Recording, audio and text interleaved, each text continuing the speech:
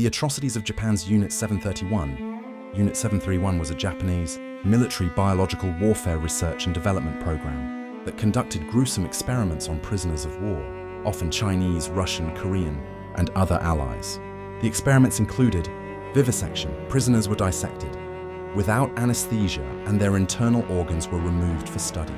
Disease experiments. Prisoners were infected with infectious diseases such as syphilis, gonorrhea, cholera, plague, and other diseases to study the development of those diseases.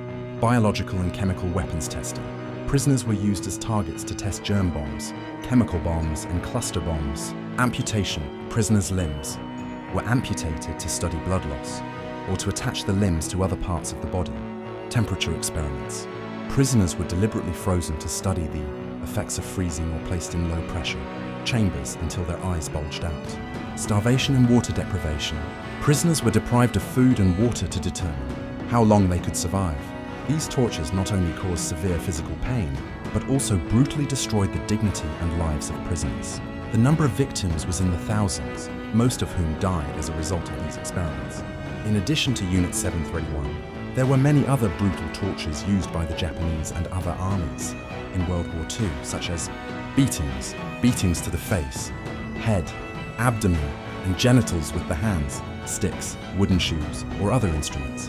Water torture, forcing prisoners to drink excessive amounts of water until their stomachs swelled, or submerging their heads in water to the point of drowning.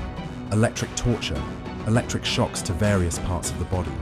Burning with cigarettes, gasoline, or other chemicals on vulnerable parts.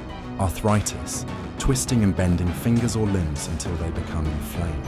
Family intimidation, threatening the wife or family of a POW to force them to talk. Sleep deprivation and food-water deprivation. Not being allowed to sleep, being deprived of food and water, and inadequate medical care.